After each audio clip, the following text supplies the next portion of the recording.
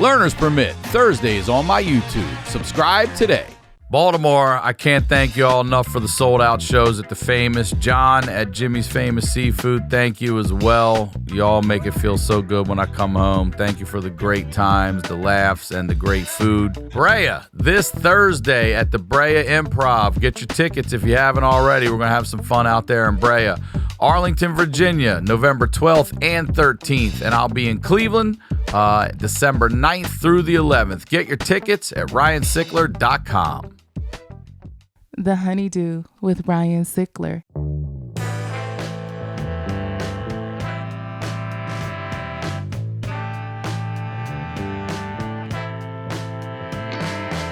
Welcome back to the Honeydew, y'all. We're over here doing it in the Night Pants Studios. I'm Ryan Sickler, ryansickler.com, Ryan Sickler on all social media. It has been so fun to get out on tour and get back to live shows and seeing you guys. Get your tickets to the Night Pants Nation tour at ryansickler.com. Make sure you subscribe to the YouTube, and the Patreon show continues to grow.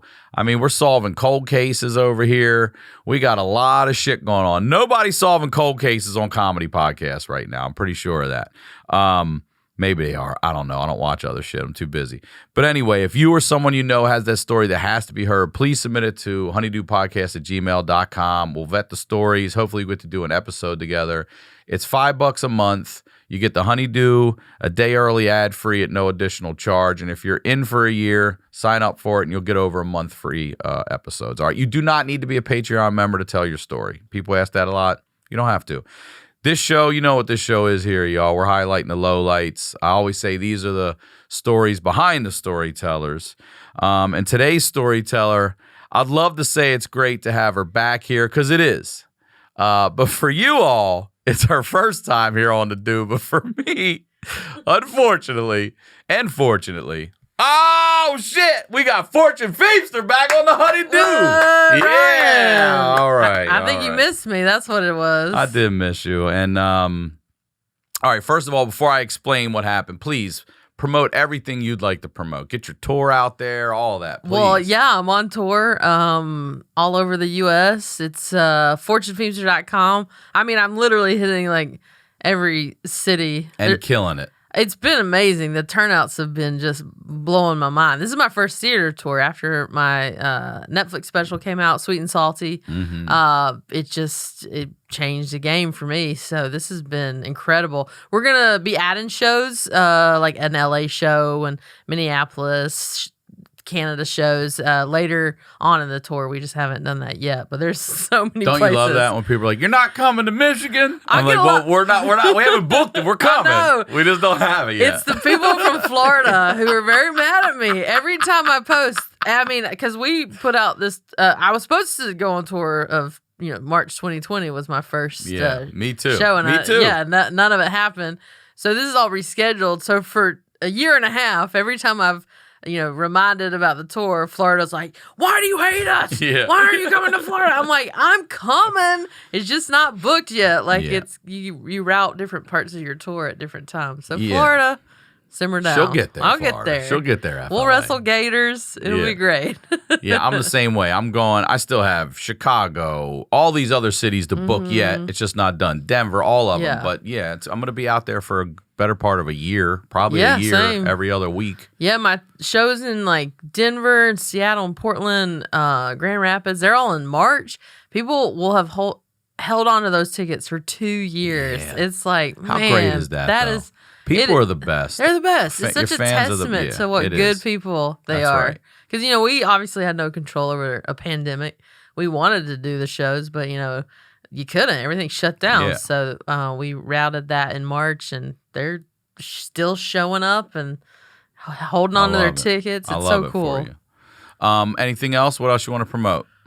I do a SiriusXM radio show with Tom Papa. It's I got to get Tom Papa on the Honeydew. Oh yeah, you'd love Tom. I want to get him on. He's a good guy. We do it for Netflix on the SiriusXM channel 93. That's every morning and repeats in the afternoon if people want to tune into something else. There's you know what I mean? It's like everyone's listening to. They're like, we have our thing, we're good. But that's just if you're looking for some extra comedy content. Well, I want to apologize publicly to you here. I know I was. All right, so let me explain what's going on here. Fortune came. You came a couple months ago. You and Prof, the rapper Prof, and his crew came. You were after them. Yep. And unfortunately, my old producer blew the video away. Yeah. And I made a public apology on the video. And you guys are the shit because everybody else is like, Sickler, it's not a big deal. It's not a big deal. And it's not. But here it is. Look. I don't operate that way. It's a big deal. Those people and your time's valuable. They flew here for the episode, and I don't care that you're local. You came here, you gave me your time, and we fucked it up. And for that, I am extremely sorry. Listen, in over 10 years of not just podcasting, it's never happened. Yeah. It's never fucking happened. It happens to two. So I know Potter's mentioned it, but my old producer's gone, and we have Kirsten now, who's killing it over there. Well, like my whole team is almost ladies, except for Annie. Kirsten produces. Amanda does ad sales. Emily LaFour, what's up, girl? She does my booking. That's great. I rent from Lana. Like I love it. It's you just love the ladies. I love the ladies. Listen, you're very sweet to apologize. It's all good, and I appreciate that you have been so distraught about it. Listen, Ryan called me when I'm filming the second season of Kenan Thompson's sitcom, so I'm on set all the time. So you called and I was like, let me call you back, and I forgot. And then you came all the way down to the Comedy Store to tell me, and I was like, oh my God, it's so okay. I was in the booth in the corner like, okay, all right. You're so and then sweet. I walked over and I think I'm going to the green room and I catch you in the dark corner and I'm like, and you were so sweet. It's all good. It happens. These things happen. And they don't though, but it did. And here's the beautiful part is that we do have the audio for the episode. All right. And it's a great episode. So what we're going to do is we're going to do an abbreviated little episode now. Sure. And we're going to share some stories about just being shit on and cut out of things and dropped. And then we'll go into the audio of your episode, and we're gonna put video up of your tour so everybody knows where to go find you. Nice. But your episode was so good because you talk about your grandma and your I remember when he said the video was gone, I was like, more than, and I know too, people are like, it's the honeydew. No, yeah, we could hide behind the fuck up. No, that's just not the way I operate. Right. Though we wouldn't be where we are if we fucked up everything. We're like, that's the way we do it. Right. Fuck that shit. No, but you were upset because I cried on the video. God, I go Ryan more. Goes, Fortune cried. I go, please. More than the embarrassment, more than the ads, more than all of it, I'm losing. Please don't make me call Fortune and tell her that video is gone because she cried about her grandma. I cried, but probably it's for the best. And then I cried. I probably don't have a great cry face, so maybe the audio is just exactly what people need, and that's it. Well, you're very sweet to be sweet about this. So again, thank you. But seriously, let's talk about some. Because I asked you, I said, you ever been cut because you played sports and stuff? You started telling me that you played soccer, but it wasn't girls' league soccer. Well, I was obsessed with soccer as a kid. I went to a game where my brothers were playing, and anything they did, I wanted to do. So I remember I was wearing dresses every day, my whole life, from when I could put on a dress to 5 years old. My mom had an entire closet full of dresses. I went to a soccer game. I was like, this is the best. Never wanted a dress on. No, for that on. Again in my life. Shorts and sweats. That was it. Umbros, shirt, Umbro, t-shirts. And so I joined the soccer team. But, back then, women's soccer was not like it is these days, especially in a small town. Like because we had Chapel Hill, Mia Hamm was huge. Yeah. But that was kind of a little bit later in my life, or childhood. And also just the women's teams hadn't developed yet. And so you had to play with boys, which was fine. But I had a coach that just would not let me play. And I was on this team for 6 years. Nah. Yes. Same coach? Same coach. He would not, if he let me play. And I get it. Looking at me, I probably, you're like, well, you're probably not a athlete. But I was very athletic. I was good in sports was my thing. Well, I've learned too that someone's body type does not define athletic. Like I watch these 300 and some pound NFL linemen with guts hanging over, and they're running 40s faster than me. They're out there pushing human beings for 3 hours. I'm like, I couldn't do that for a minute. They clearly are athletic. I played tennis and soccer in college. And my tennis coach always was like, how does your body move like this? I was like, I don't know. But I thought I was bad at soccer because I never got to play, and I would be crushed every game. Like, I would go home, be so sad. But there was nowhere else to play at the time, and my dad would get so mad. I think he told the coach off at one point. And how much time would you get? I mean, like, sometimes not at all. No, there'd be times you didn't even get in. There was times not even get in, and then if I did, it was like 5 minutes. And the time I didn't get in, my dad would be like, they're supposed to be having fun, you know what I mean? Yeah. You're like, what are you doing? Right. And so, but I love my team, and I stayed on the team till 6th grade, and then the team turned, they called it select, where you would, the travel team basically, and we didn't have the money to do it. So I had to kind of quit, and I remember I joined another team in the town over and was like the best one on the team. Yeah. So I was gonna ask you. for like all those years, I thought I sucked at soccer. That's the thing. People make you feel something about yourself. No, but don't let them. I just happened to have a coach who, made the decision early on that I was a certain way, and sports was like huge in my life. I played, like I said, I mean, up until the pandemic, I was in a soccer league every Monday night for 15 years in Glendale. Is it indoor? It was a 7-on-7 outdoor. Wow, okay. And I loved it, but now the league's kind of done. Yeah. And I probably don't need to be playing soccer at my age. I mean, my daughter's playing now, so I already got my sambas. I'm out there kicking it around again. I'm telling you, I don't care. I'm almost 50, and I still have muscle memory on touch. Yeah. The ball at my feet, I can still grab it, move it. If I get in a wheelchair, I'm still figure out if I can do that shit. Well, as an adult, there are very few times that you get to have camaraderie, right? Where you're like high-fiving people, you're rooting for people. Yeah, that's a good point. It's like a cool feeling, because life is stressful. It's We're a really working. good point, yeah. And so I would go on Monday night, every Monday night. I was like, people would ask me to do shows. I'd be like, this is the one night for myself. I'm playing soccer. And I would be so stressed about work or whatnot. I'd go play, or I'm cheering people on, high-fiving. It was so good for my soul. But your body does reach a point where it's like, maybe, maybe don't break your ankle and not be able to film because you're playing soccer. Unless you can turn into a fucking empire like Tom Segura and Bert did. Yeah. I know, right? Yeah. So, but yeah, sports are always So I wanted to ask you real life. quick. Did you ever, in the brief amount of time you got in during your games in 6 years, did you ever score, get an assist, anything where this guy was like, oh, maybe there's a little something here? I don't remember, honestly. Yeah. I'm sure my confidence wasn't great. I was, at that point, on defense, and I never loved defense. It was boring to me. But ironically, I stopped playing soccer. I did that team for a year where I realized I could play.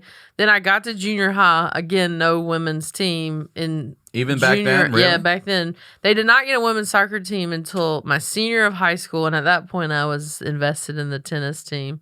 So I did not play soccer from the age. Did it bum you out that there was the opportunity to play your senior year and you didn't? So were they the same season? Tennis? They were same season. Yeah. So from the age of 13 until 20. Never touched a soccer ball. Oh. And then my senior year of college, I was like, I'm going to try out for the soccer team in college. And I was the starting forward.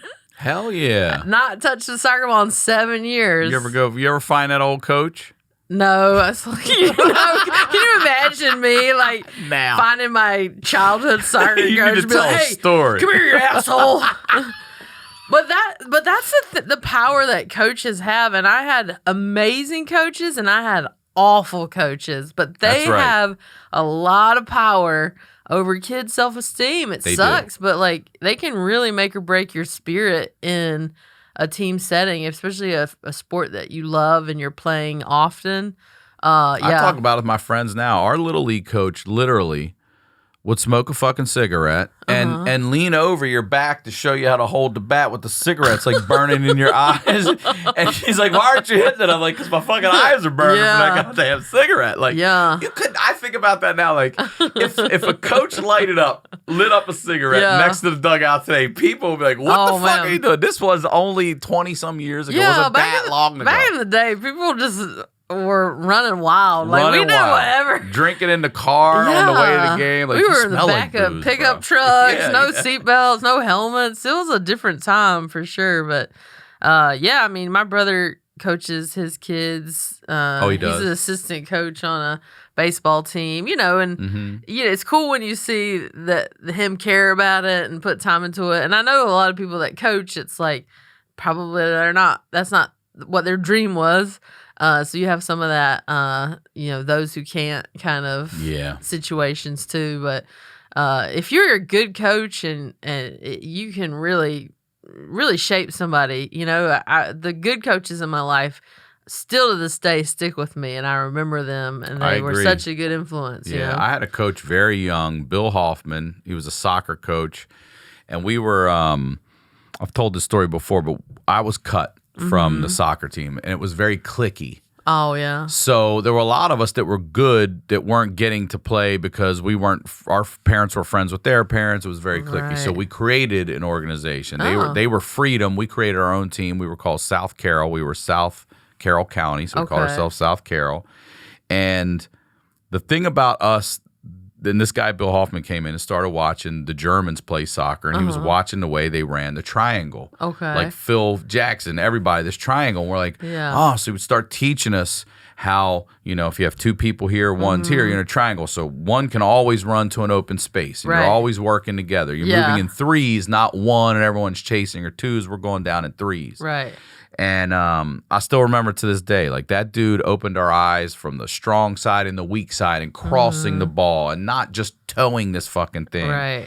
And we got in that fucking league, and his mantra and ours, it wasn't let's go beat Freedom for not having us. Yeah. Our thing was they're a stepping stone on the way to North Carroll. North Carroll was the team that dominated this league for like a decade. Yeah. And that's what we did. And we went right into Freedom, beat their ass. They were way more like, we were like, you're nothing. You're just on the way, bro. Nothing. You're not. And we did. We won it like every year after that. We kicked that ass every year. It's such that feeling of winning, working hard, and seeing it pay off is a real character building experience too. That's why I'm so against participation trophies and shit like that. You gotta lose sometimes. You gotta be just. I mean, teach your kids how to be a good loser. Yeah. Okay. You learn way more from losing than you will ever learn from winning. Oh yeah. Ever. And that getting crushed sticks humbling. with you. Yeah. Yes. So I highly recommend. Not everyone's athletic. I get that. So sports aren't a part of every kid's life, but everyone can be a teammate. They can be a teammate, and I think being a teammate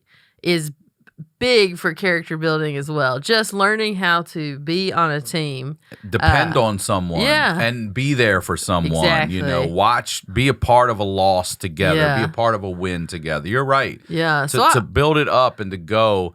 To give me I say, my stepson's got fucking third place trophies that are this big and they're broken. Oh, yeah. You know what I mean? Right. Like, man, we got a ribbon for third place. Right. And he probably doesn't feel an attachment to it because, maybe he didn't have to do as much for it as, he it's something else he worked so hard for, But yeah, I always tell any parent, I'm not a parent, but I always am like, if you have a kid that has any inclination towards the sport, put them on a team. Just let them, just have that experience. I think it's really cool. They'll have some heartbreak, and I'm sure that's tough for a parent to watch, but man, it does make you who you are. Absolutely. We were talking before the show too. You had mentioned some other times you've been like, you say you cut out of stuff in Hollywood. Like, what have you done? Man, I mean, talking about preparing yourself for rejection. Doesn't it? I mean, if you come into a business like Hollywood, you just be prepared for no's constantly. I mean, that's half our job is to learn how to take way more no's rejection. than yeses. Yes. Yeah, so I mean, I had all those no's for many, many years before I ever got a break. I tested twice for SNL. Did you? Yeah, they flew me out there. This was 2009, 2010, and that was the dream for me. I was like, this. I watched it my whole life. It was everything to me. Me too, growing and up. I was just like, this is it, and you don't get it, and they don't tell you don't get it. You just see the announcement that they hired other people. That's how it is. Oh shit. So that was crushing because nothing was happening for me then. I couldn't barely get an agent then, and so you learn to deal with that kind of rejection, and then I finally got a break when I did Chelsea Lately, and that opened up a lot of doors for me. But it certainly did not stop the no's. I did my own sitcom pilot that Tina Fey produced, and we filmed it, and it didn't get picked up. And I had that taste of like what it would be like to have my own show. Like my name was on all the golf carts and the production offices. Oh. And so it's Tina Fey. So it's Tina Fey, yeah. You think going into this business, there's a more than not, it's not going to happen. Yeah. But you got Tina Fey, you got this, you got this, and then you hear it doesn't go. Yeah, Annie Potts from Designing Women was playing my mom. I was playing myself. It was like unbelievable. That crushed me. That crushed me. I mean, that was like a face in the plate kind of, because it was my story, It was based on my life. We don't want you. Yeah, we don't want you. Or your story or anything to do with you. The parents were based on my parents. It was like such a personal loss or no. So that was by far one of the hardest no's I've gotten, and that was a rejection that just went so deep. In a way, like I shut my computer for like a year and a half. I was gonna say for writing. You did, yeah. I did my other jobs, touring, and I was doing it did lead to the Mindy Project, so there was a silver lining. But as far as development, I just shut my computer. And listen, I mean, any writer out here will say, you got to get like 10 no's or before you get a yes. So before you get a maybe. We had sold a couple before that, but so we were very early in the stages of being a TV developer. But yeah, it definitely took me off my track development wise and writer wise for a bit. But then finally, we started writing movies, and we sold 2 movies to Amblin, Spielberg's company, and so I'm back on the development train. But good. Yeah, you just have to kind of dust yourself off. But yeah, I've had like 2 movies. I've flown out to places to film, rearranged my schedule to do it. Your life. And I got cut out. And sometimes it is truly nothing to do with you. Like it, you take it so personally. Of course, you're like, oh, did I suck? But then you do realize that like your part didn't serve the story, or it made the movie longer. It was like just there are things about movies that are out of your hands that you just I've learned now that if I film something until they tell me, that the movie here's the release date and you're in it, like, and the I check don't say anything. Yeah, nothing. Well, the check will still cash. That's the thing. Isn't it crazy the amount of money this industry wastes? Oh my God, I'd like to have 10% of them, to 1% of the money they waste in this industry. Shooting that pilot of mine that got a no was probably $2 to $3 million to shoot it. And it's a no. And that happens every week in this business. And is that not something that reverts back to eventually that you can now go sell somewhere else with the amount of social media and everything? I mean, with the amount of streaming and everything available these days? You would be so surprised how hard it is to sell things. I would be so surprised how much people don't want you. I mean, I know. I remember Tom and Christina did a sitcom recently, and they had a deal where basically if they don't pick it up, they still get paid this X amount. So I remember they didn't pick it up, and I called Tom like, I'm so sorry, dude. I go, didn't you guys like get paid? He's like, yeah, that's how much they didn't want it. I just thought, I was like, yeah, I guess not. That's how I know. we don't want this so bad. We're gonna pay you this money to fucking get the fuck out of here. That's the like, for lack of a better word, the mind fuck of this business. Is as stand-ups, like we can see progress. You know what I mean? We know if our tickets are selling. We can literally see people in the theater. That's right. So you'll be at I feel like career-wise, I'm at probably the best place I've been. I'm selling tickets. People are showing up. The audience is showing me, hey, we like you. That's right. The industry is like, nope. No, but the audience has been right all along. The audiences and always matters. tell you who they want to see. Right. And it's weird that the industry and that don't line up better. You know what I mean? Because, Tom's selling out arenas, and you're like, you can't figure out a show with this guy. You know what I mean? Yeah. It's like, I never understand the business in that way, but then they'll give, somebody else 5 chances and they don't go. And you're like, well, can't we pivot and try something new? Yeah. If that's not working, maybe let's try Where's the exec that lets someone at Tom's level or your level just go, what do you want to do? Yeah. That's exactly what the fuck we're going to do. You've proven yourself all the way up to this point. What I'm going to do is shut the fuck up, make sure it's going the way you need it to go, and I'm going to take my money off of that and sit back and fold my feet. But that does not happen. It Never. does not happen. Never. I'm trying to sell a thing right now. It's hard. It's crazy. And you go, man, what else do I have to do to show people that audiences are on board? Yeah. You know what I mean? It's like I've been fortunate enough to sell 2 series. Yeah. And one to Comedy Central. One to Comedy Central, one to E. Mm-hmm. You did the Comedy Central Comedy Jam and killed it. And I love to find out that you're still friends with Natalie. That made me feel so good from that show. From that show, I love that, dude. And then, I've done these other ones where I've worked with people for literally a year, and then they just go, never mind. Yeah. Or I'm taking another job at another company, so see you later, and this is gone. You're like, what the fuck? But it's like that. The business has always been like that. It's not going to change. Never. So the best part about being a stand-up is that is one part of the business they don't control.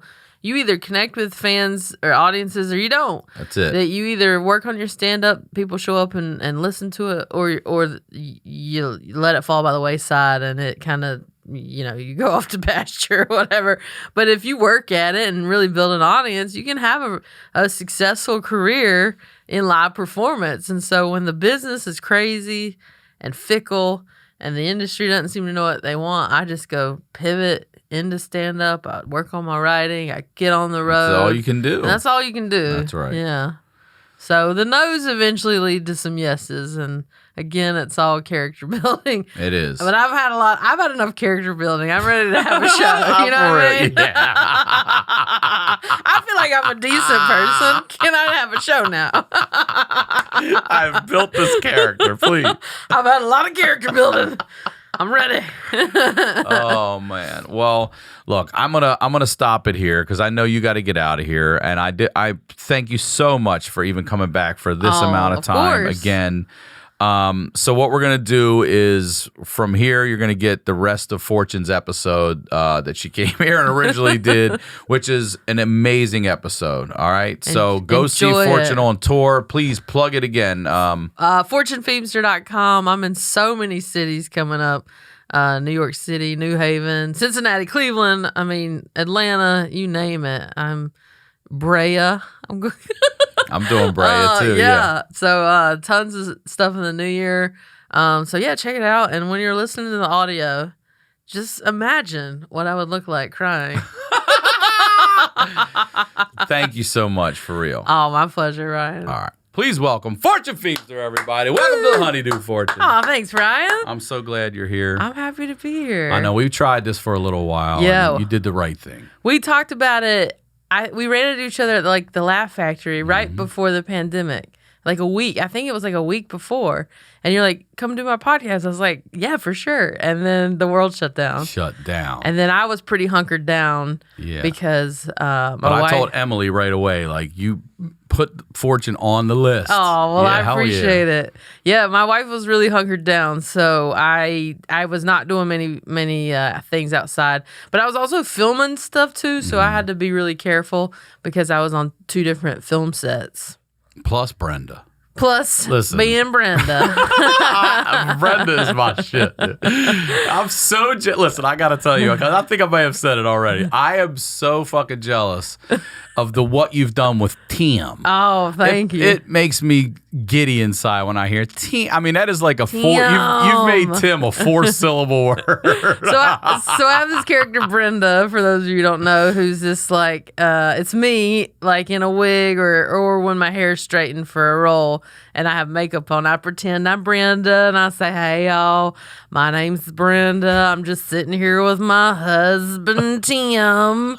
And I pretend to be this exasperated housewife who is so, I swear to God, Tim. I'm always yelling at him, but then he gives her turquoise because, and she gives him a blowjob. Yeah. Turquoise for some head. Because in my brain, that's how straight marriages That's work. how it is. It's turquoise and oral sex. Yeah. Well, please plug and promote everything you want right now. Your tour, your social, where they can see all of it, please. Yeah, I'm going on a big theater tour. I'm doing club dates this summer at a bunch of places. I'll be in Vegas soon with David Spade at the Mirage and going to be in Sacramento. I'm going to be, all over. I start in Boston and then go all over the U.S. So it's my Too Sweet, Too Salty tour. It's all new material because a lot of people saw my special on Netflix called Sweet and Salty. If you hadn't seen it, it's still up there, obviously, on Netflix. But yeah, the shows they're selling. We're adding shows everywhere. It's going to be super fun. And where can they go? What's your website where they can go to see all that? It's my name, fortunefeimster.com/tour, and it has all the dates up there.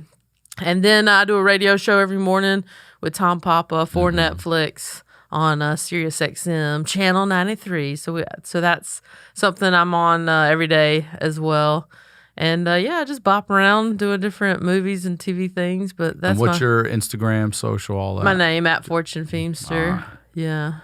I'm stoked first of all, that you even had time to do this. I know how fucking busy you are. Oh, I wanted to do it. I always love seeing you, and I wanted to come in here, so I'm glad it worked out. You're always a breath of fresh air, and I really want to get to know you better because we don't get to always talk about our lives and everything. So please, let's start from the beginning for you. Where are you originally from, and what was, parents married, brothers, sisters? Yeah. I'm from a very, very small town called Belmont, North Carolina. When I was born, it was around 5,000 people. Now it's around like 11,000, so it's a metropolis. It's right outside of Charlotte. It's about 30 minutes from Charlotte, and nice folks. It's a small town, but like good people. Sometimes when the South gets a bad rap for being narrow-minded and whatnot. And I'm not saying that doesn't exist, but these are like really kind-hearted people in my hometown. So I grew up in a good place with good people. My parents were just like working class folks. My mom was a school teacher, a special ed teacher for about 30 years. My dad had a bunch of different jobs. He was more blue collar, like he sold like cleaning products or worked at a trucking company. He retired and then ran out of money. And then he went and was a janitor at a elementary school for a long time until he just retired recently. Oh, really? Yeah. But kids loved him. Yeah. He ran the department. And so he was the only male on staff at that school. So they would always like drawing pictures and stuff. Mr. Mike. It was really cute. And they split when I was 12. So what was that like for you? When you're 12, it's like the worst thing ever. But, in hindsight, you kind of look back and you're like, well, they never seemed to like each other. Is that right? Yeah. They weren't very affectionate toward each other in front of you? No. Are you an only child? No, I have 2 older brothers. Okay. And, I think it was one of those things, like they started dating in high school, broke up, then got back together after my mom graduated college. My dad went to the Navy. And then it was like one of those lust situations, as my mom likes to say. And I'm like, She says that. I'm like, I don't want to hear about that. That's gross. Lost situation. Yeah. So I think, they had a good marriage in the beginning. I think the kids really complicated things, and not having money was always an issue. Like, we did not have much money growing up. And it's weird because I touch on it in my stand-up special. My mom comes from money. Okay. Her family had a lot of money. What did they do? Her dad was a very prominent contractor. He built all of these churches and schools and buildings all over North Carolina. And he died unexpectedly when she was 17. And my grandmother was that typical, like, amazing woman, but had not worked. And, it was that time where the man took care of everything. So through a series of just bad money management, she lost all the money. Basically, they had a construction business and hardware store, and when the Lowe's and the Home Depots came in, it destroyed all these mom and pop shops, and she was too proud to declare bankruptcy, so she paid off all the debts, which is like, no one does that. No. And then she also had a son that had some gambling issues, and she was paying off that stuff. And so, yeah, and then my mom, my dad just was never a money maker. And my mom obviously is a teacher, isn't making money. And there was 3 kids. So it was very common to like have creditors calling all day, every day. I mean, I was used to like Saturday, 7 a.m. Here's, because back then you had the landlines, Yeah. And the lights would get shut off. You go, oh, they didn't pay the really? bill. Yeah. But it was weird because we were like in a North Carolina, you have the big 2-story houses. So from the outside looking in, you'd never know. Right. But I'm not saying I was like destitute by any means. I had opportunities still and a roof over my head. It was just not a like stable situation. Well, when your parents split, did you split time between mom and dad? Like, were you split custody, or did you live with mom mostly? Mostly my mom. Yeah, my dad's like, God bless him. I love him, but he's a very simple Southern man. He's not like known for his nurturing. Like he didn't know how to do that kind of thing. My mom was always the one that did it. So he was living in a trailer, and I would go there sometimes. It was small. There wasn't much room for me. And so mainly our like thing together was he would like come by on a Saturday night and take me to the Blockbuster Video to get a video and like drop me back off at home. That was like our dad. Oh, he wouldn't even watch it with you? He's like, I got a date. I'm not watching this movie. Oh, that's too good. Or it involved food. I've been a real fatty. He would take me to get some sort of fatty meal somewhere. That's how they showed me love. My family would show me love was through food. Yeah. Yeah. I mean, I feel like I have a very uncomfortable relationship with food because I'm the same way. Unhealthy, I should say. I eat when I'm happy. Yeah. I eat when I'm sad. Same. Let's celebrate. Oh, it's miserable. Yeah. Let's eat something good. I'm bored. Yeah. Food. Yeah, my parents, whenever they were kind of dealing with their own stuff then, and I don't think any parent, any adult like thinks you're gonna be divorced, so that was just as jarring for them. So I think they would just be like, oh, here's some cake. Like, I'm trying to deal with my stuff. So I was always like, oh, we'll take you to, we had Bojangles is what it's called in the South. And that's how they would sort of appease me while they were dealing with their stuff. So, yeah. You got nurturing from mom and love from mom, but you definitely had a connection with your dad. He was present. Yeah, I mean, I had definitely had a good relationship with both my parents. I mean, my parents were still kind of growing up too. I sort of became the adult. I became the parent in a lot of ways. But I was very, very lucky because my grandmother lived just around the corner. So she was a big stable presence in my life. Because even before my parents got divorced, with 3 kids, like you're outnumbered. The parents are outnumbered. So they're like, and we were all very active. All all of us played 3 sports a year on teams, and we were in scouts, and we were in all this stuff. So like somebody was having to take us somewhere. So usually my grandmother was the one carting me around Belmont. Oh, so you had a good close. That's your mom's mom we're talking about? That's my mom's mom, yeah. And she was really tight. My dad didn't have a relationship with his family. He did not grow up in very good circumstances. So anytime I like start to be like, oh, my childhood was hard, I think about my dad, and I'm like, no, I had it pretty easy because you know people have a lot worse if you don't at least have some love in your life, and he wasn't lucky to have that. So my grandmother became a surrogate mom for him as well. So even though my parents' marriage fizzled out, there was a lot of love there, and still is. They're friends. Oh, they are? Okay. They are, yeah. There's a lot of love there because they've known each other since they were 17, you know? Is that how young they were when they got together? High school, 17? When they first got together, yeah. Then that lust situation. They broke up, got back, I think, at 23. Yeah. That lust. So tell me more about your grandmom. It sounds like you had a really close. See, I love that because I lived with my grandmom for a while. Yeah. And I also lived with her sister. Like we're big on extended family.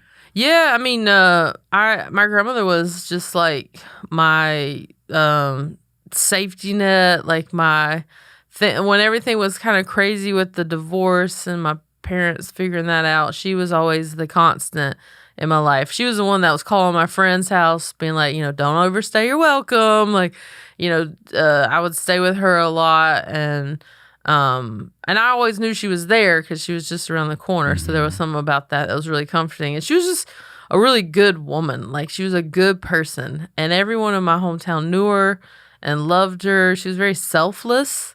She would always like, she was, you know, at that point, a much older woman, so she would spend her days like gardening and cutting roses, and like she would drop off roses or food at the bank for the librarians, at the school secretaries. Like everyone knew her. Like that's nice. She had a light about her. Yeah. So I was like obsessed with her. I was like her shadow. Everywhere she went, I was What's her name? with her. Her name's Evelyn. But I called her Nana. And so she sort of instilled a sort of old-fashioned thing in me, like an old soul sort of thing. Because I was hanging out with her and her friends a lot. And you were, yeah. It was the old ladies and you. It was me and the old ladies, which I think that's why I was obsessed with like the Golden Girls. That's awesome. I love it. But it was my friends loved her too because she would pick us up from sports practice, and she would like do these. She would take us by these places and be like, "Girls, look at these are cherry trees, or these are dogwoods," and like old school stuff where like young kids are just like thinking about New Kids on the Block or whatever. And my friends were like, "Oh, that's really cool." Or she'd watch birds and name the bird, like very things you don't think about. And so I have an appreciation for these very random old school things like that because of her influence. I like that. Yeah. Yeah, I do. I love old ladies who play cards and love sports and shit like that. I just, they all just sitting there talking shit and everything else. I don't know, but the Golden Girls, that's still great TV. It's awesome TV. It is. And I was like, I just want to be in a house where everyone eats cheesecake all the time. That's all I cared about. I was like, they eat cheesecake whenever they want. That's amazing. So you said you were playing sports and stuff a lot. So what was school like for you? Were you in high school especially? Were you playing sports in high school too? Yeah, I played. I was a big tennis player. Tennis was my best sport. I played basketball and softball because that's just in my genetics. I mean, you can't be a lesbian and not play sports, especially those two. I grew up playing soccer. And I was obsessed with soccer, but that was before my hometown was not progressive enough to have a women's team. Well, you had a co-ed team? So, no, I was like the only girl on the soccer team. But when you got to junior high, they didn't allow girls, so I had to quit soccer. No way, they didn't even allow it? Back then, it was different. What year is this? 80s, that would have been, 90s? I went to junior high, would have been like 94. 1994, but there was women's soccer around because like Mia Hamm was huge, and that was at Chapel Hill, you know. But it just hadn't gotten to us yet. So I quit soccer but then played on my college soccer team my senior year of college. You did? So it all came back. All Yeah. right. And I played tennis in college too. What college did you go to? It was a small women's college in Raleigh called Peace College. And you played tennis and soccer in college? Damn, you're a good athlete then. I was a really good athlete. I played in the tennis league out here for years in LA. I was in a soccer league out here until the pandemic. Every Monday night I played a 7-on-7 league. I love sports, and even though I was soccer? Yes, soccer. Where's that? It was in Glendale. Oh, okay. And then I played in a men's tennis league out here, and so sports has been a big part of my life. It's just now that I'm getting older, and now it's like I can't be going on tour and like hurting myself playing soccer. You can't be Tom and Bert. And exactly. for so Christine. I think I've retired my soccer cleats now. My wife was like, "We're getting to the age where this is probably not a good idea for you." But I love team sports and playing sports so much. That camaraderie was. I hate that I can't do it anymore, but it was because it was such a big part of my life. But me too. I remember, everywhere we went, we had a soccer ball, a glove, same. something. We were always playing sports. Yeah. Always. So that helped offset the food probably for me, but I had this weirdly athletic body, even though it's a big body. Like my tennis coach in college was mystified. She's like, I don't understand how you move the way you move. Like, because I was super fast and like running balls down constantly. I was like, I don't know. I don't know. Short twitch powers. Tom told me the same thing about Bert. Like, Tom hired a tennis coach to help him play Bert in tennis. Yeah. And then Bert was serving it, and the guy's like, I can't believe what I'm fucking seeing. That's He's crazy. like, this is a D1 serve. He's like, the rest of his game is shit, but the serve is a D1 serve. And he's just like, I don't know how that body is doing that. Yeah, same. I would like ace these guys left and right. Oh, so you and Bert should have played each other. I know, no, because then both of you will get hurt. I know. We're all old. Ruin all your tours. I know. Every time Tom... Both tours are shut down because you guys played tennis. Tom posted that latest post with his arm in a sling. Yeah, I'm like, what? No, man. Jeez. Oh, my God. So, yeah. So were you popular in school then, I guess, with all the sports and everything? You're pretty popular, right? I think junior high I was very awkward, very shy. I'm actually still shy. I'm more shy than people realize. But once I'm comfortable, I'm totally fine. But I sort of had to train myself to get out of the shy stage. Like, so I got more popular as I got older because I started gaining more confidence. So by high school, I had more confidence. So I would have moments of being funny. I would watch SNL all the time and recreate those sketches for my friends at tennis and make them laugh, So I would make friends by making them laugh. And so I was friends with like all the groups, but it wasn't like I was like, the popular girl. It's just people liked me because I was nice to people and I made them laugh. So I used my personality to make, get people on my side. But I was not popular with boys. They wanted to be my friend. We would like high five and stuff, but nobody was asking me on dates and whatnot. But school was a great place for me. Because things were a little chaotic at home, school was kind of like my saving grace of like stability, because I'm a Cancer. I know that sounds very LA, but I'm a Cancer, so I like stability. And when there's chaos, I try to find the place where I can just fit into that place and excel. So I was an overachiever for sure. Okay. You're good student as well? Really good student. Yeah. I made all A's, and I graduated summa cum laude in college. Damn. Because I never missed class. I think I only missed one class my whole 4 years of college. I was a nerd. But turmoil at home it pushed you into that. Yeah, it did. And it can truly push you in different directions. My older brother, he got pushed into the more party phase of his life. And I think I also learned from that, seeing him be more of a wild child. It made me kind of go the opposite way. So, did you have boys and stuff asking you out at an early age or anything like that? No. They just, no? No, we just never, I think because, I didn't know I was gay. And having two older brothers, I've always had a nice camaraderie with men. I like men, and I get along well with men. But we always had that buddy vibe. Totally know what you mean. And that's a thing that I don't think people realize about gay people's journey, especially when you come out later, is you're being told no, like very early on, and you don't even know why. Even if a guy's not verbally saying to me, no, I'm not the object of their affection. So it definitely like affects you in a way you don't really realize your self-esteem's being affected. So you have to find a way to rise above it. And that, I think, is why sports and school and the grades were trying to overcompensate for that lack of being that object of affection. Do you mind talking about it a little more? Sure. Can I ask you about it? Sure. Well, I mean, what you said you didn't know you were gay at that age. I don't even know if anyone knows what they are at that age, but what age do you realize you are? It started seeping, like coming to the surface, like at 23. Okay. But it wasn't, I didn't come out till 25. So I definitely was so you were a out late of college bloomer. and everything then. Yeah. Huh? And I in hindsight, I could go back to age 5 and pinpoint 1,000 things to be like, yeah, obviously.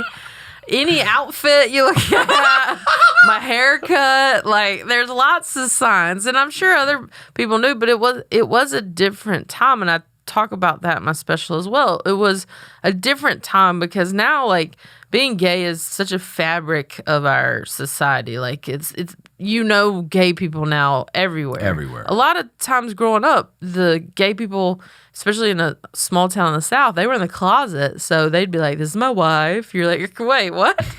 And it was very normal to like not. And you never saw. I did not know one out gay person. Really? My entire childhood. I know now that certain people were gay. But no one openly out. No one openly out. I Wow. knew several gay people married to women.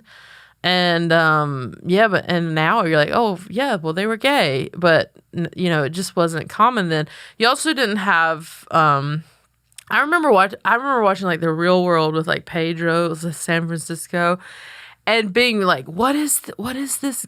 And I don't know anything about this. Like I was so naive because I wasn't aware or exposed to any of it. Yeah. Sure. You didn't have Will and Grace yet. You didn't have all these things. There was no YouTube. There was no internet till I was like 18. Surprised. And even in college, so even though it was a women's college, it was a women's college, but it was very conservative. It was a Presbyterian school. There was one girl who was out, and she had a hard time. She did. And so there was nothing about the environment that I was in that was like, this is a safe space to explore whatever. Because I clearly had, I had intense feelings for friends at different points of my life that I couldn't explain. Mm-hmm. And I just thought I was being an angsty teen.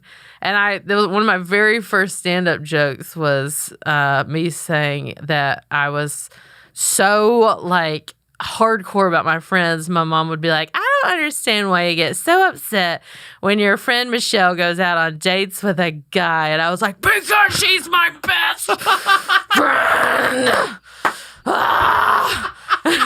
And it encapsulated all the like, I can't put my finger on what this is. But that's what it was. I was so like bummed anytime a friend would have a date that I had a crush on. I didn't have like a crush on like every friend. But before you even get to the point of coming out, there's the realization that you're going through then like, well, first I need to understand what this is before I can even come out of the closet. Yeah. Yeah. So I'm sure that journey to get to that is one fucking anxiety nightmare, and then it's like, okay, here's who I am, and now also I got to do this on top of it. Like, man, that's a lot. Well, when you're from a really small town, you have to force yourself to learn things outside of the bubble, right? Like, it's just how it is there. It's a small town. Everyone knows each other. So a lot of people stay there. My mom's lived there her whole life. I'm 5th generation of my hometown.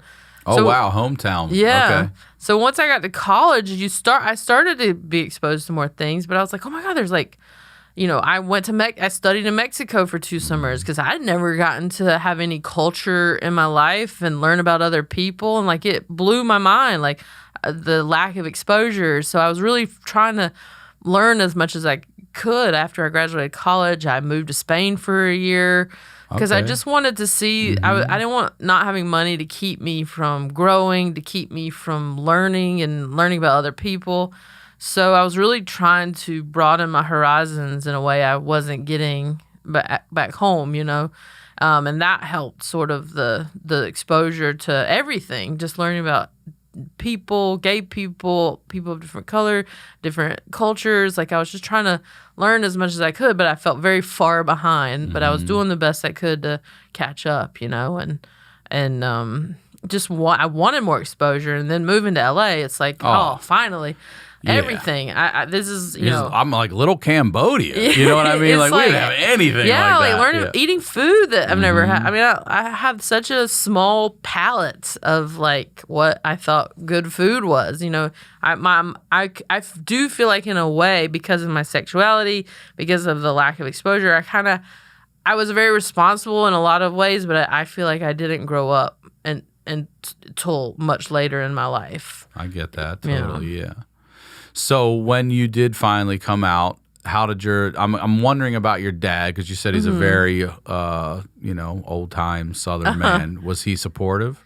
Yeah, no, I'm very lucky with my family. They're fairly liberal. My mom has always been a huge Democrat, but not even politically. It's just she's always been very open-minded, very much like supportive of women's rights and gay rights and whatnot, but I had never talked about it, in regards. It's one thing for them to support the movement of whatever, but when it comes to you, all my family was very accepting. I'd moved to LA. I was kind of starting to feel the things you feel, the tingles, and I watched the L Word, and it's like my mind was being blown at all these things. Seeing gay people hold hands, just seeing gay people do normal things, go to a coffee shop. I never got to see that. It was those little things that was just like blowing my mind. In hindsight, it all feels very naive. It feels very like, holy cow, how could you not know this existed? But I didn't, and it was a different time. So to finally get that exposure did wonders for me, and I finally realized that's what was the missing puzzle piece my whole life. Something always felt off with me, and I never knew what it was. And once that puzzle piece was put into place, my whole life changed. It opened me up in a way I'd never experienced. The lightness, because everything, I was a very happy person and a very positive person, but the lightness, it was truly like the weight was lifted off my shoulders. So I felt a sense of peace that I'd never felt before, and my family was awesome. Very supportive. So let me ask you this then, because I know a lot of our listeners are gay. A lot of people are going through. I have a lot of younger listeners these days, which is awesome, and I know a lot of people are going through shit. So, this buildup of whatever it is in our lives, all this anxiety. Looking back in hindsight, what age do you think you could have told everyone, come out and it had just been fine, instead of waiting until 23 and worrying? Like, I'm just talking about your family, by the way. Right. You go back, because you said they were accepting. You think if you knew at 16, 17, you could have said something that had been no damn different? Yeah. I think it would have been hard to come out in high school. Yeah. I think that it was a different time. I don't know. My parents were kind of finding themselves. My dad's very simple in the, like, he's just like, you're my daughter, I love you. Like, that was always his thing. For my mom, it was like, she didn't want my life to be harder. Like, her biggest thing was like, I worry. I see. I don't want life to be harder for you than it will, be naturally, because life is hard sometimes. But she would have I call him her man. She would have a man friend, and she was in that stage of her life of like really trying to be who they wanted her to be. So she went through a thing of like, she was dating very conservative men who would have shunned that. And I don't know. Really? I want to give her credit and say I hope that she would have been like, yeah, whatever, it's my Fuck daughter. off, yeah. But I don't know. Because it was a big influence on her life at the time. So I think to come out then would have been difficult. College might have been okay because I was in college, but again, seeing that girl go through what I saw her go through, that one might have been hard too. So I guess if the journey that I was on, it would have been harder to come out any earlier, but maybe it would have been nice to have known, like in Spain. I could at least had some more fun in Spain. How long you grew up with? Yeah, those Spanish ladies there are was some very pretty girls out there. I'm a sucker for that black hair. Yeah, so I wish that I had known back then. Oh, that's too good. Yeah. There was something that you had sent in an email about homecoming, and I wanted to ask you about that. Yeah, tell us about that. Well, you had asked if there was like an underdog moment in my life, and that one kind of came up in my memories because I really have a terrible memory. So many people I grew up with are in college are like, remember when you did this? I'm like, I have no idea what you're talking about. So my hometown is a big, like in the South, football's like the big thing every Friday night. Everyone goes to the football game. It's like we have a stadium for our high school football team. Yeah. So homecoming is a very big deal in my hometown, and it's very pageant like. And my whole life it was all the like most popular girls, the pretty girls, the pageant girls were on the homecoming court. And so my senior year, it was never a thing that I wanted to do. I would not be the girl that you would get voted on the homecoming court, and that's how you got on it. You would vote, the whole school would vote who was gonna. I think it was like maybe 8 girls who's gonna be on the homecoming court, and then you vote again for the winner. So as a joke, like my friends and I were like, wouldn't it be hilarious if I was on the homecoming court? Like I would wear jeans every day because you have to wear a dress every day. For how long? And a sash for a week. You have to wear a dress and a sash. And I was like, oh my God, that would be so hysterical. And it kind of like spread like wildfire. Like we got to vote for her on the homecoming court. And it wasn't like people were doing like that. I was in on the joke with them. And they weren't setting you up. It wasn't one of those old, rom-coms where I'm Josie Grossi or whatever. So I got on the homecoming court, and like the people, like everyone was like, "This is like a victory!" Like we like somehow went like we're sticking it to the man, like kind of thing, and so. I thought I would be able to like, sort of make a mockery of it and wear pants every day. But they were so hardcore about it. Like and I'm such a rule follower that they were like, you have to do this. So instead of backing out, you fucking went for it? I went for it. I had no dresses, and my mom made me like go to like Lane Bryant or something. And she bought me like all these old woman dresses. So everything would have like shoulder pads, and it was like burnt orange and mustard yellow colors. Everything was like long to the all these girls had these short dresses on. Mine was like to the floor, and I had like kitten heels. I looked like a librarian trying to do this. So it was ridiculous.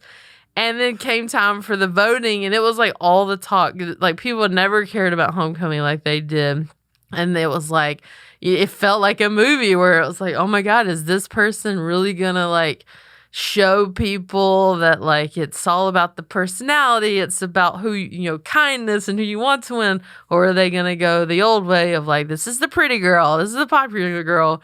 And it came down to, I think I was told, I ended up losing, and I was told by someone that worked there, and who knows, that I lost by like 10 votes. Oh, and, God damn. Yeah, and so it was like one of those things where the girl that won, people loved and was popular, but like you could feel like half the stadium just go, oh. They wanted you so bad. I had to ride on a car around the football field really doing the waving pageant wave. It was a trip. I love so that it was you an did underdog story where the underdog didn't win. We're not supposed to. We're the comics, though. Yeah, we're not supposed to we're the win. We're the Bad clowns. News Bears. Yeah, we're not supposed But to win. I think it's one of those things that everyone remembered that to this day, that whole thing, because it was like going against tradition. Sure. Yeah, I love it. Yeah. Tell me about. I want to talk about your grandmom's passing, though, because I know she was so prominent in your life. Yeah. And what was that like for you? Well, so I think about my grandmother a lot to this day, because a lot of people know that a lot of people know this at this point, but not everyone that sees me for the first time. So my name's Fortune, and obviously that's a different name. People are always like, "Oh, that's an unusual name." Well, I grew up as Emily. Emily's my first name. Fortune is my middle name, and Fortune was my grandmother's mother's maiden name. Got it. And so when I was born, my mom was so excited to have a girl. She'd wanted a girl forever. And my grandmother kept pushing her. She's like, I really want you to name her Fortune. I really I think that should be her name. And my mom was like, she would have to be Miss America to live up to a name like that. And I came close with my homecoming. But she really loved the name Emily. And it's so quintessential of my mom to pick that name, because Emily's sort of like that. If you think of a girl back then, like Emily is that name. Mm-hmm. And my mom's a girly girl. She had dresses, like my whole closet was like full of dresses. She just wanted me to be the girliest girl in the world, and she got this, I'm like running around in Umbros all the time. Turning double plays. Yeah, I'm like, I don't want this stupid dress on. Ugh. And so I would never felt like an Emily. Like, it never fit my personality. It never fit my vibe. But that was my name, and that's what I went by for a long time. So my grandmother, like I said, was a big influence on me. And my senior year of high school, we were told she had cancer, and it was like it was devastating. They were like told us she basically had a year to live. And I remember I had a tennis tournament that was starting that night. My mom came home and she was like, we just found out your grandmother has a year to live. You might want to go say something to her. And I mean, I'm like 17 trying to be like, wait, what? Like, that's how he told you? Yeah. And you're just trying to like process like.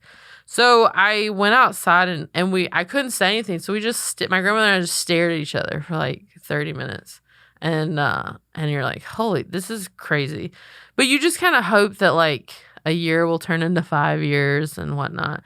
So I graduated high school, and she had her checkup, and they go, she's got 2 weeks to a month. No way. And you go, what? Like, no, this can't be happening. But as you're hanging out with her and spending time with her, do you see her getting sicker and Yeah. sick? You do. Was she going through chemo and everything too? Unfortunately, she was too old. She was 89. She was 88 when she got it. And they said we can give her chemo, but this is a really aggressive. It was basically a skin cancer, and I mean she's 88. It's not like skin cancer, like she's out in the sun, but it just a spot that developed that went internally. Man. It started going internally, so it was wrapping around her brain or spinal cord. We didn't know this at the time, and they basically were like, we could give her chemo, but that would mean like she would have her last year of her life would be awful. And we don't know that it's worth it for her to go through that. So she opted out of that. And you're kind of, it sucks, but you're like waiting to die. Yeah. And so it was just a year of like spending a lot of time with her. So I had this like hanging over my head my senior year of high school. But can I ask you about that time? Like, did you talk about death with your grandma? Not during the year. I just remember trying to be more present. Like I would take her to go eat, and just try to. It was more about time together than it was about like facing it head on. Because when you're 17, you don't really know emotions. You don't understand how to have a direct conversation like that. So I didn't really talk about death with her when she was conscious. I had a couple of times where, so long story short, she was getting sicker and sicker. And that summer was like, okay, we have 2 weeks to a month. We don't know how long she's got. She was becoming frail, and she was going in and out. Like, sometimes she was super alert, sometimes she was like unconscious. And we got a hospice nurse because we kept her at home in a hospital bed at home. And the hospice nurse was very spiritual. And she would say, I think she's waiting on some sort of permission to die. And so we would think, oh, it must be my brother who's in the Coast Guard. He's got to come home and say goodbye. So she'd be unconscious. He'd come home. And we would have to say goodbye. We would have to tell her it's okay to die, which is when you're 17. And that's like you're like a parent and the closest person to you. It's like, I'm like sobbing, just like, I don't want her to die though. But you're having to tell her, I'm going to be okay. You're like, I hope I'm going to be okay. But it's not about you anymore. It's about them. And so that was really hard. I had to do that twice. It was probably the hardest thing I've ever done. And then she would just like pop back up like on Monday. Be like, what's up, guys? And you're like, Nah. Yeah. I'm like, what are you doing? So did she hear everything you guys were I don't know. We never talked about it. Nah, she pop up like... So here's the crazy... Wait, is that why you had to do this twice? So that's why I had to do it twice. Because I'm like, bitch. At first I was like, okay, I got to remember to ask her about the other person. But I know. No way. And she's on morphine. It's just on morphine. So, you hear stories about them seeing someone's coming for them. I was trying to find that stuff out. I'd be like, do you see anybody? Is anybody coming to say something? And she would say things, but you weren't really sure what was the medicine and whatnot. So the trippiest part of this story is when she was told she had 2 weeks to a month. That was May. And I was going to college August 13th. So she said to my mom that she was going to see me off to college. And my mom was like, well, that's impossible. That's, 3 months away. And she just kept hanging on that summer. And like I said, totally good, totally not good.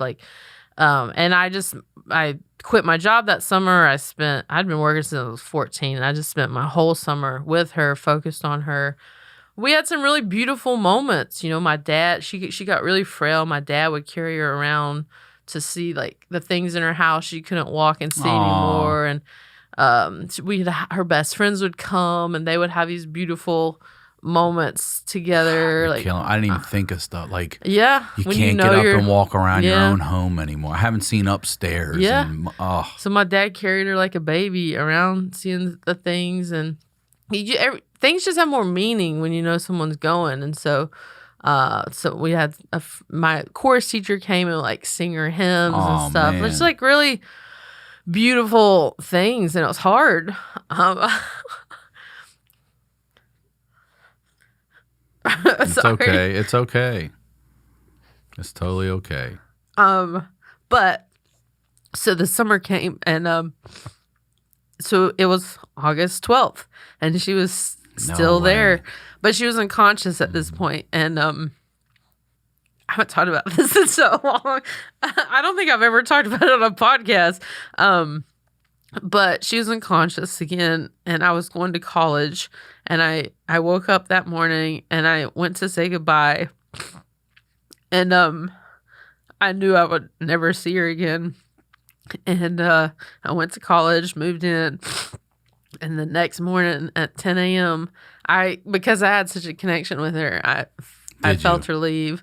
And I called my dad at her house, or I called her house. My dad answered, and he was like, look, I got to call you back because she literally just passed. They watched her pass. And so, she held on for 3 months to see me achieve this like goal to go to college, because she was always very invested in me and my, whatever path that was. And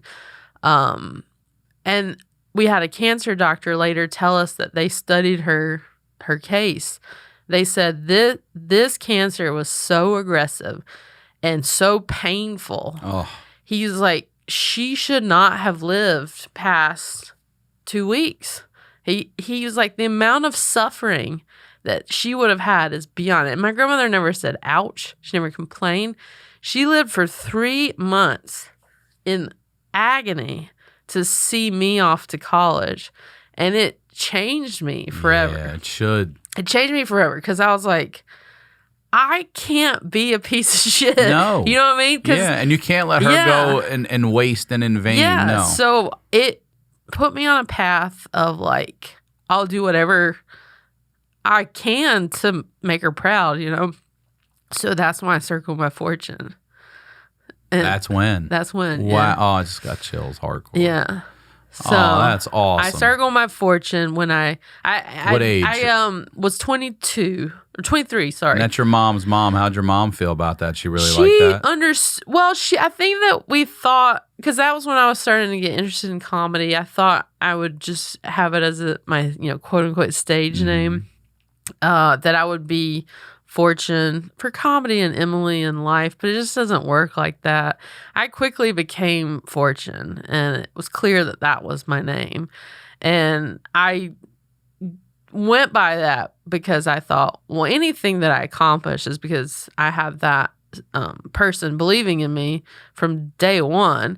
And so I wouldn't have the confidence to do any sort of performance without her. So it's important. That name is important to me because anytime anyone recognizes that name, it's like a nod to her. I totally understand it. I feel the same way. Like, my father died when I was 16, and then my grandmother died. His mom we lived with after that when I was like 20. And I gave her mouth-to-mouth, CPR. Wow. Like, it was ugly. Both these deaths were ugly. We found him dead in his bed. Man. And I just, as I got into therapy and got over just getting angry about every goddamn thing because everything's been taken from me. And I started to look at them and I was like, man, these are two people that literally gave their life for us. And I'll be damned if I'm going to fucking waste that. Right. So I'm, this show I'm getting emotional too. I know where you're coming from. This show keeps them alive. Yeah. I'm telling my daughter about them all the time. There's pictures all over the house. Like, they were real people. I don't want you just to think they were this story I tell. These were real fucking people that mattered. And by the way, you're not here if you know what I mean? Like, this is 2 generations for you. Yeah. They're the foundations for us. They are. And again, the shit they've seen, and we lived to be 88 years old. Was it 88 you said? She was 89 when she died. Wow. So she had a birthday during that too? Yeah, during that year, yeah. She wasn't even supposed to go longer than 2 weeks. I know, yeah. And so, I mean, that's strength. That's real strength. That's a type of strength that not many people have. I don't know that I would have. I don't know that strength. But yeah, you just think, man, this person like really laid it down so I could like keep, I mean, just like, because there's so many things in my life that she has missed. I mean, it blows my mind when I think that she's been dead for longer in my life than she was alive. Like that when I hit that mark, I was like, dang, that sucks. There was so much that she missed. But just like that was the one big like significant thing that she could like usher me into was very symbolic for me and for her, I think, So, yeah, I mean, her influence is still a big part of me and my journey. And listen, do I always get it right? No. I mean, we all like make mistakes. We all like can be dicks. Yeah. I try to do the best I can. It's like her best friend used to say, the best is all you can do when you can't do any better. And so I'm not a perfect person. I like that. But I try to do the best I can to be a good person, to be kind to people. I'm learning, I'm growing, and I just try to make her proud, and try to not be an asshole because that would bum her out. So how stoked would she be to come see you perform? I know, right? Doesn't it kill you that the people that mattered and put it down, gave their lives for us, will never get to see it? Never, because I had not discovered performing by that point. I did not do any theater till college, and so she never saw that side of me. Never, but she was there. Was she a funny lady? Where's your sense of humor come from? Mom, dad? She was you not said no. Funny. I'm like, no, she was not funny. That bitch was not funny.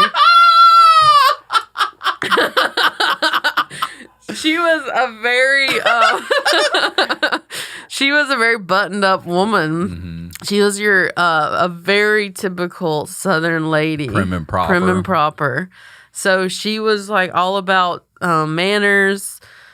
She was kind, like I said, but my mom said she softened when she had grandkids. She was a little bit more stoic when they were growing up, and not as like she wasn't cold. She was never cold, but not warm like she Hard. became. I mean, look, that lady lit. Think about that. Like, I hear you, not cold, but she was tough and hard. Well, she lived through, the World War II. Great Depression. No, maybe not. It was 88, and she died in when? No, she died World in War 98. II. 98. It was So she 1910. Yeah, she was born like 1907 or something like Wow. that. She was giving out ration books and stuff for during the war, and I mean, she lived a long life and went through some stuff, and so she, and she saw many different. She grew up really poor, then had a very extravagant life, and then died very poor. But she was a good woman, and she left her mark, and all of the people in my hometown showed up for her because she made such a difference. Her kindness went a long way. But she was a very buttoned up woman. If she said the word "damn," I would like laugh. Oh, and really? She Like would be that? like, "Do you Okay. think that's funny?" And I would be like, "Yeah." And so I loved seeing her crack or whatever the term was. So I think that's why I get a kick out of when there's some of my audience with their arms, like that, like a dude will come to my show sometimes and have his arms crossed, and I'm like, I'm gonna get you. And then you seeing them kind of that melt away. I take pride in that. So I used to kind of like to try to make her ladylike disappear when I could. What would you say resonates with you most today about your grandmom and what she taught you about life, and what do you carry with you mostly? Probably the kindness. I saw her just be kind to everyone. It didn't matter who they were, what their background was. Like, she just was a very open, kind person, always helping people in need and she did a lot of little things that meant a lot to people, that she just took the time to constantly think about people. She was very generous. She was a little too generous. That was also part of her money thing. She got taken advantage of.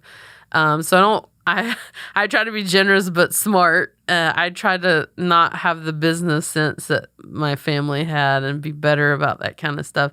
But the kindness is something I definitely tried to emulate with her, of just being nice to people, no matter who they are, which seems like such a people think it's so unique out here. They're like, oh, nobody does that. I'm like, well, where I'm from, that's you hold the door for people. You say please and thank you. You look people in the eye, that kind of stuff. So then back to my question, who do you feel like you get your sense of humor from? Someone in your family? I mean, I have my family, my immediate family's pretty funny. Are they? Yeah. We always used humor as a way to get through the hard times. I remember at my grandmother's funeral that day, we were all laughing, and because my family, we don't shy away from the dark humor, the leaning into the moment of whatever tragedy's going on and making a joke about it. We always found a way when the lights were getting cut off to make a joke, and we always leaned on that to get us through those hard times. So I appreciate that from my family. I definitely got that from just the vibe that we had as a group.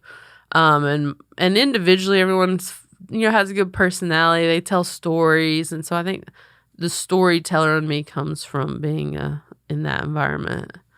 But so there's not one person. My mom's very has a great personality. She's on my podcast a lot, and people love her. Like, they're always like, when's Ginger coming back on? I love it. She's not shy. So I definitely have a very personable family. Does your dad come see you perform? Yeah, when I'm back home, like he doesn't like to travel, so I have to be like in Charlotte. But when I'm in Charlotte, he definitely comes, and he gets a kick out of it. I'll bet. Now he's in Myrtle Beach. Oh, he's in South Carolina. And so now he keeps going, when are you coming to Myrtle Beach? And he's always like, I know, I'll get you, like I need help getting a venue. Yeah. I'm like, well, my Dad, buddy's got a bar I'm like, Dad, I do have an agent. I mean, I'm not new to this. Because he's always like, I know somebody that somebody can get you some stage time over here. I'm like, well, thanks, Dad. But I haven't booked a show yet in Myrtle Beach, but he's dying for me to come out there. Yeah. Because they're proud. My family's very proud. They like to, be like, look at what my daughter's doing. That's really sweet. Yeah, it is. How about your brothers? My oldest brother lives in Rock Hill, South Carolina. He works at Winthrop University in their student services. My middle brother lives, he's in the Coast Guard, but they also own a fishing business. He's still in the Coast Guard. Yeah, he's still in the Coast Guard. Did you say when you're... I think he might be a civilian, though, but he's in the reserves, but he works for the Coast Guard as a civilian. But, yeah, he's been in there. He joined when he was, like, 19. Wow. He lives out on the East Coast of North Carolina, out, like, near Wilmington. And they own a fishing company where they go to fishing's so huge. And they go to all the big tournaments on the East Coast, and they have a company, the Southern King Association, where they throw fishing tournaments and they live stream a bunch of fishing tournaments. Hell yeah. So they're all up in that. You should. I would love to. They're all up in that world. Okay. So yeah. So I know we got to get you out of here, and I want to be cognizant of your time and schedule. So let me ask you. Of course, I want to ask you. I mentioned to you before. Now that what we've talked about. Yeah. You like turned into Oprah in here, making me cry. Jesus, Ryan. I've never done this on a podcast. I feel like a little bitch. I'm like, what is happening right now? I love it. I mean, I like seeing people just get caught off guard by it, and also, when you sit, sometimes even in therapy, like for me, I'm used to the story. So there's times where I'm saying it, and there's other times where just something else catches me, and most times in life I just talk about it and not have any sort of I talk about it like this thing happened, and then other times it hits but when a you nerve. sit and really think about what those people did for you and the sacrifices they literally made, it just fucking it wrecks me. It's the sacrifice. I think it's the emotion part. Yeah, and what you're doing is, this is my whole mantra now is gratitude. So I love seeing how grateful you are for these people in your life. Yeah. I mean, I have nothing but gratitude, and that. I've been out here in LA for 18 years now. I've been in comedy for 15, and I'm finally getting some traction, and it's like with every step is like, thank you. Yes. Like, holy shit, That's thank right. you. Yeah. So let me ask you then, what would Fortune tell 16-year-old Emily? What advice would you give her today? It's funny because that 16-year-old Emily seems like a whole other person, right? It just seems like it almost is like looking at someone else. I think I would say, that it will get better. There's so much that you're gonna get to explore that you're haven't gotten to do yet, and you're gonna figure out who you are, and everything's gonna fall into place. And so you just got to get through this time of being a kid and going through these hard times, and then eventually you're going to be able to take care of yourself and everybody else, and you're not going to have to be nervous that it's all going to go away, or that I think that was the thing as a 16-year-old, just having it in other people's hands. Life was unsettling, and getting to grow up and sort of take care of yourself and be okay is like the biggest thing that you hope for. And so I think I would just say, just hang in there and it's coming. That stability and that peace is coming. I love it. That's fantastic. Yeah. Please promote everything again. Tour, social, all that stuff. Yeah. Big tour all over the U.S. If there's a big city, I'm coming in that city or near that city over the next year. I've got like 65 cities coming. Good for you. Yeah. Good for you. A lot of theaters, clubs this summer. FortuneFeimster.com for that information. I'm on Instagram, Fortune Feimster, and Twitter I'm on, but like I don't go on as much because I don't like all the Twitter fighting. It's a dumpster fire. It is. I like to post the fun pictures and videos of Brenda or me dancing with ice cream or whatever. That's right. My stuff I just like to put out the happier, fun stuff. And I would love for people to check out a show. I do a lot of storytelling. I talk about my life. I talk about my journey. And try to make it funny in the process. Well, I love it. And check out my hour special on Netflix, Sweet and Salty. Yes. And then go see Fortune live coming to a city near you. Yeah. Thank you. Thank you so much. Thank you, Ryan. As always, RyanSickler.com, Ryan Sickler on all social media. We'll talk to you all next week.